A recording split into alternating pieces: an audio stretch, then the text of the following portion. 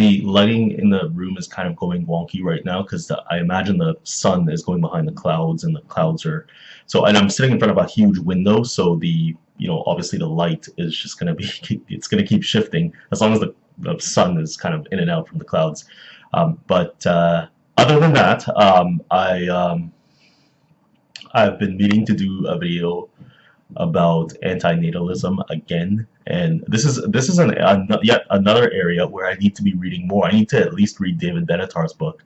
I mean, because I listened to his podcast with on the Waking Up podcast, and I just found his ideas very interesting. I read a few articles about anti-natalism, and I have to say, without having a vast repertoire when it comes to reading material on anti-natalism, I've found that the kernel of the whole thing, when it comes to human suffering and moral obligation, I find it rings true. I don't think it's completely out of whack to say that even if there's an iota of suffering in a human life after birth, it's not even worth it, considering that if they weren't born, they wouldn't have missed out on any pleasure, and they wouldn't have experienced any pain, because there's nothing there to be experienced. And how could that be wrong? How could, and so there's a Quillette write-up about it too. I forget the author's name, but he's a philosophy student, and it was published on December 22nd of 2018. And he basically said that there's a certain vapidness to anti-natalism when it comes to the practicality and the lived experience of people left behind after we've all adopted this philosophy. I mean, anti-natalism does allow for a lot of creativity in terms of how something like this could be pulled off across the globe. And I do find that there's some weak points in the Quillette write-up, in my naive sort of rudimentary way, in my incoherent understanding of the carry through and the carry forward of anti-natalist philosophy and policy. I don't know. So he one of the things that I found kind of interesting is the idea that going forward there would be inequality in the world. But I mean, if you get to the point where the entire world adopts the anti-natalist philosophy, is inequality going to be an issue, considering that the entire world just adopted the same idea of not procreating? So I mean, inequality. I mean, if you're getting someone living in Ethiopia or Somalia or in southern India to agree to an anti-natalist approach to life, and you're getting somebody in the elitist and upper echelons of American or North American society to agree to the same philosophy, you'd think there would be some sort of if you get that far, you'd think there'd be some sort of balancing mechanism when it comes to inequality in terms of race and gender and economic wealth and technology and things like that. So it kind of brings me to my other point too.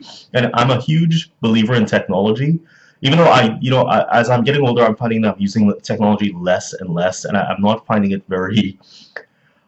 Sometimes I find technology to be a bit of a headache. I honestly do, and I have a degree in new media. And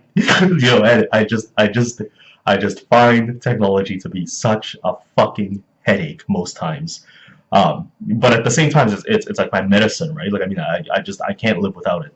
It's how I communicate with the world for the most part. I mean, this is what I do all day. I sit in my room and read articles on Facebook or go on the computer and make stupid videos. Anyway, the point being is, I feel like if you get to this level playing field when it comes to the acceptance of an anti-natal philosophy, you would definitely be putting procedures in place that look at dwindling populations across the globe, and you would look at distribution problems like distribution in various contexts. You would have systems in place, and that would be kind of handled by technology. But I mean, I don't know if at this point, at this specific, if you want to drop anchor at January of 2019 to say that we're at a technological stage or plateau where technology can facilitate an anti-natalist approach to procreation or non-procreation. So I don't know. I don't know. Maybe it's something we plan for. And to tell you the truth, if you sit back and think about what could be done when it comes to anti-natalist approaches to the planet, you do get to some scary and rather creative areas. Things that I don't even want to mention in this video, because I don't know if a guy like me could get away with mentioning some of the shit you kind of that swirls in your head when you think about, but I mean, I will say that euthanasia kind of plays into it, and it is something that we in Canada, I know that, I can't think of anywhere else in the world right now, even though I'm sure it's an issue elsewhere. And I think in some of the Scandinavian countries, euthanasia is actually much more settled in and accepted than it is in Canada. I know in Canada for sure, we're still battling with it. But I mean, euthanasia as one possible mitigating force in the whole anti-natalist regression of society and populations.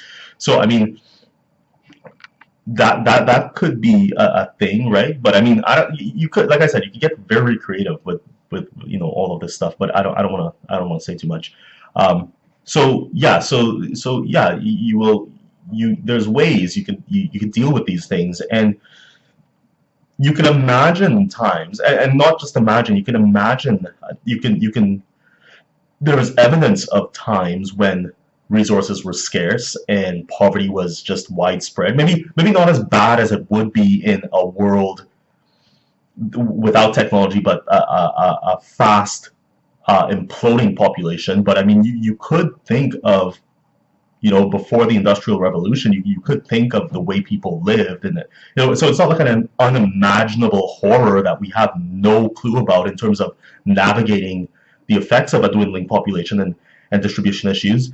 You could look back to the pre-industrial revolution, and you could find how people lived, and I mean, the population basically jumped really rapidly. I can't put a number on it, I can't put a date on it, but I know that the population of the Earth ballooned, like, just very suddenly, and it actually came from that pot of a very small population on the planet Earth with scarce resources, etc., etc.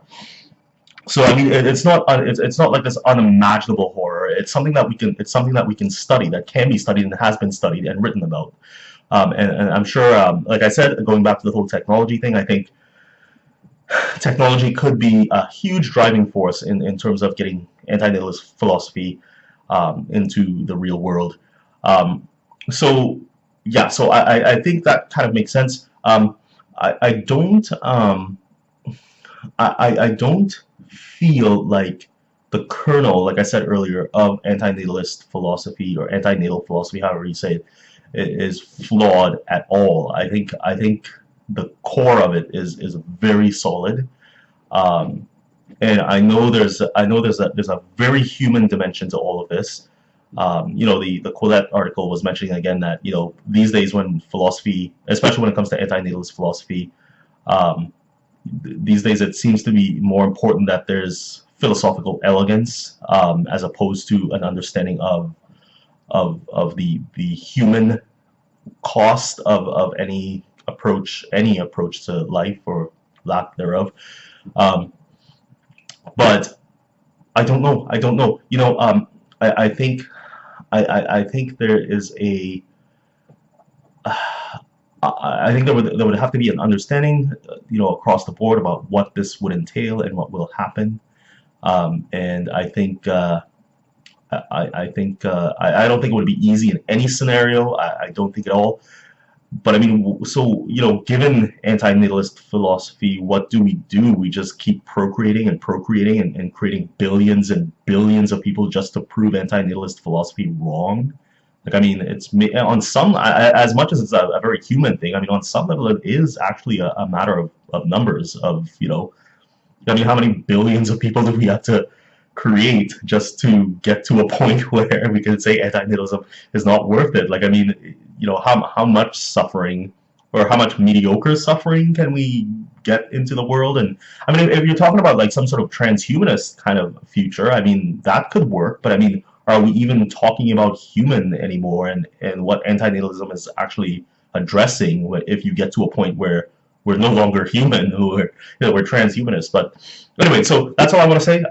Yeah, 10 minutes. That's enough of me for today. Yeah, have a good one. Bye.